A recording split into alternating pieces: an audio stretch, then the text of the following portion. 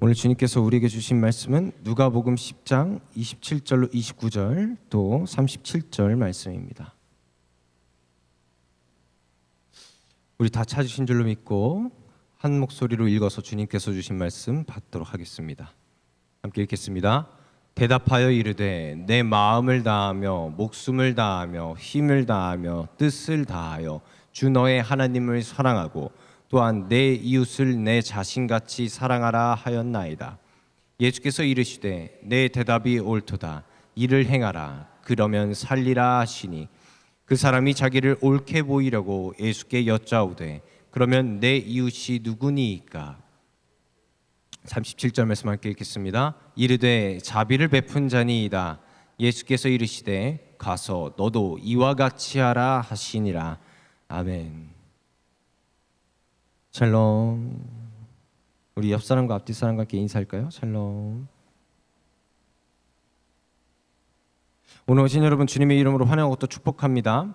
여러분들의 삶 가운데 주님께서 주시는 기쁨과 평안이 가득 넘치기를 축복합니다. 여러분들 이 말씀이 나와 있는 선한 사마리아인의 비유 너무도 잘 아시죠? 원래 이 비유의 말씀이 시작된 것은 한 율법 교사가 예수님을 시험하기 위한 질문을 던지면서 시작이 됩니다. 누가복음 10장 25절 어떤 율법 교사가 일어나 예수를 시험하여 이르되 선생님 내가 무엇을 하여야 영생을 얻으리이까? 율법 교사의 이 질문에 대해서 예수님께서는 다시 질문으로 답하여 주십니다. 율법에 무엇이라 기록되었으며 너는 어떻게 읽느냐? 율법 교사는 율법에 통달한 사람답게 자신 있게 대답을 합니다. 누가복음 10장 27절에서 이렇게 대답합니다. 대답하여 이르되 내 마음을 다하며 목숨을 다하며 힘을 다하며 뜻을 다하여 주 너의 하나님을 사랑하고 또한 내 이웃을 내 자신같이 사랑하라 하였나이다. 예수님께서 율법 교사에게 다시 말씀하십니다. 그래, 맞아, 그거야. 너 잘 알고 있네. 그럼 너가 아는 대로 가서 행해. 그러면 영원한 생명을 얻을 수 있을 거야. 네가 구했었던, 네가 질문했었던 그 영원한 생명, 네가 아는 대로 행하면 돼. 율법 교사는요, 거기서 멈췄어야 됐어요. 왜? 정답을 맞췄잖아요. 그럼 거기서만 그냥 질문을 해결했으면 끝났어야 되는데 정답을 맞춘 것 같아서 신이 난 거죠. 그래서 율법 교사가 예수님께 이제는 자신이 옳게 보이기 위하여서 자신의 의를 드러내기 위하여서 다시 질문합니다. 그럼 예수님, 그럼 내 이웃이 누구입니까? 이 질문에 대하여서 예수님께서 율법 교사에게 말씀하십니다. 그 비유의 말씀이 우리가 너무나도 잘 알고 있는 선한 사마리아인의 비유 말씀이죠. 어떤 사람이 예루살렘에서 여리고로 내려가는 길에 강도를 만나고 가진 모든 것을 다 빼앗기고 거의 죽었다고 여길 정도로 심한 폭력을 당하고 버려졌습니다.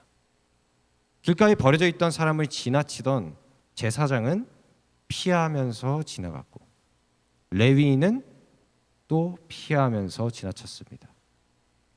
유대인과 원수지간으로 지내던 사마리아인이 예루살렘에서 여리고로 내려가는 그 길에 그 강도 만난 사람을 발견하고서는 상처에 기름과 포도주를 바르고 싸맨 뒤에 주막으로 데려가서 돌보아주고 자신의 갈 길을 이제 다시 가기 위해서 떠나면서 주막 주인에게 돈을 맡기면서 이 사람을 돌봐주십시오.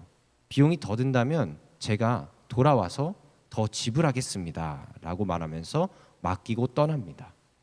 이것이 비유 말씀이에요. 예수님께서 이 비유의 말씀을 마치고 율법 교사에게 되묻습니다. 이 세 사람 중에 누가 강도 만난 자의 이웃이겠느냐? 율법 교사가 대답합니다. 자비를 베푼 자입니다. 예수님께서 율법 교사에게 다시 말씀하시죠. 가서 너도 이와 같이 행해라. 우리는요, 이 비유의 말씀을 들을 때마다 역시 그 당시에 타락하고 범죄했었던 제사장들, 레위인들, 바리새인들, 당시 율법 교사들, 이 사람들은 역시 죄와 타락의 길을 걸어갔기 때문에 강도 만난 자를 외면했었던 거야 라고 그렇게 생각을 했었겠죠. 율법을 지키느라 이웃을 사랑하라 말씀하신 하나님의 본래의 뜻을 제대로 행하지도 못하는 행위주의자들, 율법주의자들, 그렇게 생각하면서 제사장과 레위인을 나쁜 사람들이라고 여겨왔습니다. 그나마 제사장과 레위인들을 위한 핑곗거리가 하나 있었는데, 그 핑곗거리는 율법에 명시한 것이 피 흘린 것, 또 죽은 시체가 접촉하게 되면 부정하게 되잖아요. 그러면은 자신이 해야 될 일을 하지 못할까 봐 피해가 썼을 것이다 라는 그런 핑계를 들었었죠. 그러면 그들은 정말로 본업에 충실하기 위해서 강도 만난 자를 내버려 두고 피해서 갔었던 것일까요? 이 이유를 알아보기 위해서 실험을 진행해 봤었던 사람들이 있습니다. 프린스턴 대학의 심리학자였었던 존 달리와 데니얼 베슨이 1970년에 선한 사마리아 사람 실험이라는 이름의 실험을 진행합니다. 프린스턴 대학의 심리학과 뒷골목에서 연기자를 섭외해서 아파서 쓰러져 있는 것처럼 연출하고, 사람이 다가오면 크게 기침하면서 괜찮습니다, 감사합니다 라고 연기하도록 시켰습니다. 3일 동안 47명의 신학생들을 대상으로 이 길을 지나가게 하면서 과연 어떻게 행동하는가 관찰하고 연구했는데요. 연구 결과를 도출하기 위해서 신학생들에게 상황을 조금씩 다르게 부여해 주었습니다. 절반의 신학생들에게는 시간이 촉박한 상황을 부여했어요. 그래서 당신 교수님이 지금 급하게 찾으십니다, 빨리 교수님께로 가보세요 라고 상황을 부여한 거죠. 그리고 또 절반의 신학생들에게는 여유로운 상황을 부여했어요. 아직 발표까지 시간이 좀 남았으니까 여유 있게 천천히 와도 된다고 교수님께서 말씀하셨습니다. 그리고 또 무차별적으로 다시 절반을 나누어서 이들이 발표하는 것의 내용에 대해서 차별을 두게 되었습니다. 한 그룹은 절반의 신학생들에게는 자신의 소명에 대해서, 비전에 대해서 발표하도록 하게 하였고, 절반의 신학생들에게는 선한 사마리아인의 비유에 대해서 발표하도록 했어요. 실험의 결과가 어떻게 나왔을 것 같으십니까? 이 실험 결과 다른 사람을 도울 수 있는 조건이 나왔는데, 다른 사람을 도울 수 있는 유일한 조건은 바로 여유라는 것이 밝혀졌습니다. 여유가 있는 사람은 급한 사람보다 6배나 많이 조난 자에게 도움을 주었던 거죠. 또 이 실험에서 굉장히 흥미로운 결과가 나왔는데, 다른 사람을 도울지 말지를 결정하는 데 있어서 선한 사마리아인의 비유는 크게 영향력을 끼치지 못했다라는 겁니다. 크게 상관이 없었다라는 거예요. 무작위로 선정된 이 신학생들 중에서 선한 사마리아인의 비유에 대해서 발표를 맡은 신학생들이 발표를 맡았으니까 이 본문에 대해서 얼마나 연구하고 또 준비를 했겠어요. 묵상도 하고. 그런데 이들이 조난자에게 자신은 눈길조차 한 번도 주지 않은 채로 지나가고선 발표의 자리에서는 레위인과 제사장들의 그 비인격적인 태도를 비판하는 발표를 한 신학생들도 나왔기 때문입니다. 그러니까 사실 아무리 우리가 말씀을 듣고 그런다 그래도 사람이 쉽게 변화되거나 그 말씀을 기준으로 산다는 것이 쉽지 않다라는 거죠. 이 실험을 통해서 확실하게 돌출된 결과는 우리가 마음을 다하며 목숨을 다하며 힘을 다하며 뜻을 다하여서 하나님을 사랑하고 이웃을 자신같이 사랑하려면 여유가 필요하다라는 것입니다. 여러분들 마음에 좀 걸리는 게 있을 거예요. 왜 여유가 필요하다라고 생각을 하지? 믿음만 있으면 되는 것 아닌가? 근데 인간의 이기심은요, 제 일이 급할 때 자기 자신만을 생각하게 됩니다. 한번 우리 스스로를 한번 되돌아보자고요. 내가 정말 급한 일이 생겼어요. 시간이 촉박해요. 약속 시간에 늦었어요. 그러면 우리의 행동의 우선순위는 뭐가 될까요? 약속 장소에 1시라도 빨리 도착하는 것이 되겠죠. 방금도 설교를 이제 막 다 보내고 나서, 방송 자료를 다 보내고 나서 집에 내려가서 옷 갈아입고 애들 씻기고 하는데 뭘 추가해야 될 게 생각이 난 거예요. 급하게. 8시 반에 우리 찬양단이랑 함께 연습을 하기로 했는데 8시 반부터 그걸 준비하고, 급하니까 그것만 계속 두드리고 있는데 담임 목사님께서 들어오셔서 인사 잠깐 하고 질문하시는데 모니터에 눈이 가 있고 대답은 아, 네 하고서 그냥 끝났어요. 우선순위가 급한 일에 먼저 치중해져 있기 때문에, 중요한 것이 급한 일에 치중해져 있기 때문에 그런 상황들이 벌어지게 되는 거죠. 마음과 목숨과 힘과 뜻을 다한다는 것은요, 최선을 다해서 모든 행동의 맨 앞에 위치한 그 동기, 즉 우선순위를 뜻하는 거거든요. 일찍 도착하는 게 우선순위다. 그렇다면 인간은 마음과 목숨과 힘과 뜻을 다해서 일찍 도착하는 것에 집중하고 그것을 달성해야 할 목표로 두고 행동한다는 거죠.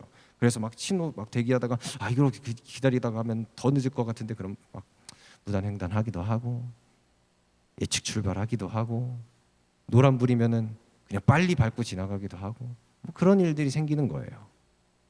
제 얘기예요. 여러분들이 그렇다는 게 아니라. 그렇다면 인간의 우선순위라는 건 생존이라는 상황 앞에 있을 때 본능적으로 자기 자신을 지키기 위한 것을 우선으로 두고 행동하게 되어 있기 때문에 우선순위는요, 상황에 따라 바뀌게 된다라는 거예요. 그래서 우리가 변함없이 흔들림 없이 우리의 우선순위를 우리의 마음과 목숨과 힘과 뜻을 다해서 하나님을 사랑하고 이웃을 사랑하는 것으로 두기 위해서는 여유가 있어야 돼요. 그래서 여유가 있어야 되는 거예요. 제사장이라고 해서 신앙이 없었을까요? 유대교의 제사장이잖아요. 여호와 하나님을 믿는 신앙인이잖아요. 레위인은요, 예배를 함께 돕는 자잖아요. 그들에게 신앙이 없었을까요? 그들이 율법을 알고 있었지만 행함에 있어서 주저했었던 것은 그들에겐 여유가 없었기 때문입니다. 그렇다면 현실에 치여서 살아가는 우리 삶의 영역에서 우리는 어떻게 여유를 누릴 수가 있을까요? 여러분 여유로우십니까? 오늘 하루 여유롭게 보내셨습니까? 아멘을 안 하시는 거면 다들 바쁘게 보내셨다는 거겠죠? 여유가 없었다라는 거겠죠? 왜 그렇게 우리 여유 없이 그렇게 흘러갈까요? 시간적 여유가 있으면 우리에게 여유가 있을까요? 약속 시간이나 일정에 있어서 30분 일찍 도착하고 준비하면 여유가 있을 수 있겠죠. 그런데 분명히 부지런한데도 분주한 사람들이 있어요. 약속 시간에 일찍 나오고 부지런한데 그 사람이 일 처리 속도도 엄청 빨라서 일도 금방금방 끝내는데 근데 분주한 사람이 있어요. 그냥 같이 있으면 되게 정신없고 뭔가 뺏길 것 같고 뭔가 되게 조급해 보이는 그런 사람들이 있습니다. 그런 사람들이 있음을 보면 시간적으로 여유가 있다고 해서 다 여유가 있는 건 아니라는 거죠. 그러면 금전적으로 여유가 있으면 여유로울까요? 그럼 땡큐긴 하겠죠. 솔직히.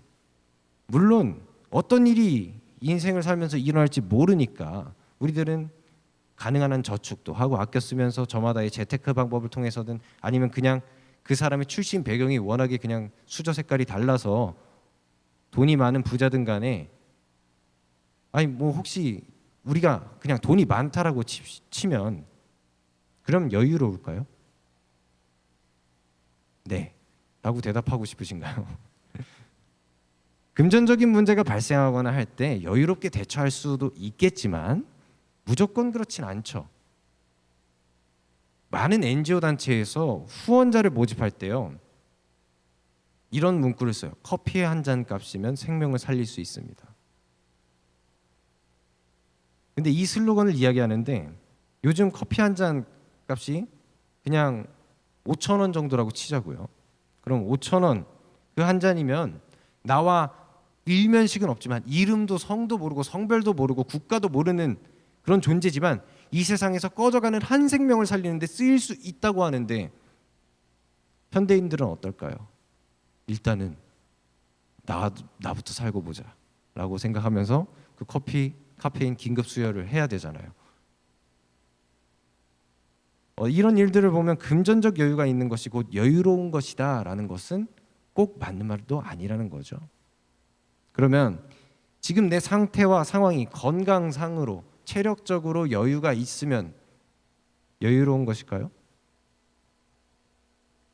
물론 내가 여유가 있다라고 느끼는 상황과 상태가 있고 그 컨디션이 있다라고 한다면 네, 여유롭습니다 이야기할 수 있겠죠. 그런데 상황과 상태는 언제 어떻게 변할지 몰라요. 인간의 삶이 언제나 평이하고 평탄하고 순탄하게 내 생각과 계획대로 흘러가지는 않잖아요. 그러면 도대체 뭐가 여유로운 거냐고요. 무엇이 우리에게 여유를 주고 무엇이 우리가 마음과 목숨과 힘과 뜻을 다해서 하나님을 사랑하고 동시에 이웃을 사랑할 수 있는 그 여유를 우리에게 주냐고요. 믿음이 있으면 여유로워집니다. 정말 죄송하지만 막연하게 이렇게 이야기할 수도 없는 것이 믿음이 있다고 다 여유가 생기는 건 아니잖아요. 아까 말씀드렸죠. 제사장도 레위인도 믿음이 있는 사람들인데도 불구하고 여유가 없었다니까요. 믿음이 있으면 시간적, 금전적, 상황적, 체력적 여유가 함께 생기는 것도 아니잖아요. 그러면 신앙인으로서 어떻게 여유를 가지고 살아서 마음과 목숨과 뜻과 정성을 다해서 하나님 사랑과 동시에 이웃 사랑을 실천할 수 있을까요? 저도 이에 대해서 묵상하면서 고민하는데 머리를 탁 스치고 지나가는 것들이 있었습니다. 첫 번째로 신앙인들은 고민을 해결할 방법이 있다라는 거예요. 인간의 존재론적 고민이라는 게 있어요.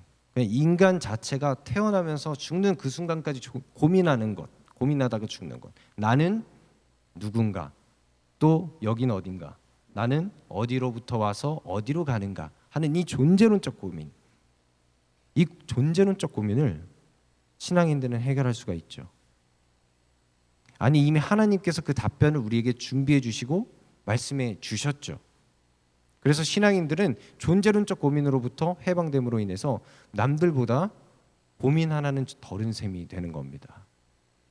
또 두 번째, 이게 더 중요한데 우리에게는 사랑의 여유가 있습니다. 먼저 그리스도인은 가장 큰 사랑을 받은 존재입니다. 누구에게로부터 받았죠? 하나님께로부터 우리는 가장 큰 사랑을 받았습니다. 창조라고 하는 그 은혜를 받은 것도 있는데 무엇보다도 값없이 주신 그리스도의 십자가 사랑으로 인하여서 우리는 그 큰 사랑을 받았죠. 그 사랑의 결과는 죄의 결과인 사망이 아니라 생명입니다. 그것도 영원한 생명을 우리에게 약속하여 주셨습니다. 그래서 신앙인들은 그 영원한 생명으로 초대하시며 우리를 향하여 끊임없이 흘려 보내주시는, 가득 채워주시는 하나님의 그 사랑으로 가득 차서 무조건적인 사랑을 받은 존재로서 사랑에 있어서 여유가 넘치는 자들이 될 수 있습니다. 세 번째, 하나님께서는 그 사랑하는 자들을 책임져 주신다라는 겁니다. 하나님께서는 그리스도의 십자가 사건을 통하여서 우리를 자녀 삼아 주셨고 영원한 새 생명을 허락하여 주셨습니다. 그리고 예수 그리스도를 믿는 그 믿음을 가지고 이 땅을 살아가는 이들에게 이렇게 말씀하여 주십니다. 마태복음 6장 25절로 30절 말씀 우리 함께 읽어보겠습니다. 그러므로 내가 너희에게 이르노니 목숨을 위하여 무엇을 먹을까 무엇을 마실까 몸을 위하여 무엇을 입을까 염려하지 말라. 목숨이 음식보다 중하지 아니하며 몸이 의복보다 중하지 아니하냐. 공중의 새를 보라. 심지도 않고 거두지도 않고 창고에 모아 들이지도 아니하되 너희 하늘 아버지께서 기르시나니 너희는 이것들보다 귀하지 아니하냐. 너희 중에 누가 염려함으로 그 키를 한 자라도 더할 수 있겠느냐. 또 너희가 어찌 의복을 위하여 염려하느냐. 들의 백합화가 어떻게 자라는가 생각하여 보라. 수고도 아니하고 길쌈도 아니하느니라. 그러나 내가 너희에게 말하노니 솔로몬의 모든 영광으로도 입은 것이 이 꽃 하나만 갖지 못하였느니라. 오늘 있다가 내일 아궁이에 던져지는 들풀도 하나님이 이렇게 입히시거든 하물며 너희일까 보냐 믿음이 작은 자들아. 아멘. 이 마태복음 말씀에 숨겨져 있는 하나님의 뜻은요, 내가 너희와 함께하고 있다. 내가 너희를 책임지고 있다. 그러니 아무 걱정하지 마라. 그리고 너희는 나를 믿어라 라고 말씀하시는 하나님의 음성이죠. 들의 백합화도 공중에 나는 새도 하나님이 먹이시고 입히시는데 하물며 너희일까 보냐.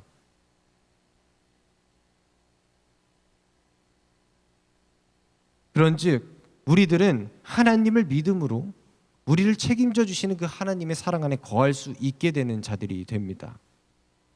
그러면 우리는 그 믿음이 필요한 거잖아요. 결국엔 여유가 있기 위해서는 결국엔 믿음이 필요한데 어떤 믿음이 필요할까요? 그냥 막연한 믿음이 아니라 바로 서는 믿음이 필요해요. 우리 체대생들이 있죠. 청년들이 체육과에 다니는 청년들이 있어요. 저기 원규도 있고 또 태훈이도 있고 김도훈 청년도 있고. 그런데 우리 체대생들은 기본적으로 그냥 그 기초 체력이 그냥 일반적으로 운동 안 하는 사람보다는 뛰어날 거 아니에요. 그죠? 그러면은 저들에게 한 가지 미션을 주는 거예요. 누군가가 넘어져 있어요. 저들 중에서. 예를 들어서 도훈이가 넘어져 있어요. 그리고 태훈이가 그 옆에 넘어져 있어요. 같이 누워 있는 거예요. 넘어져서.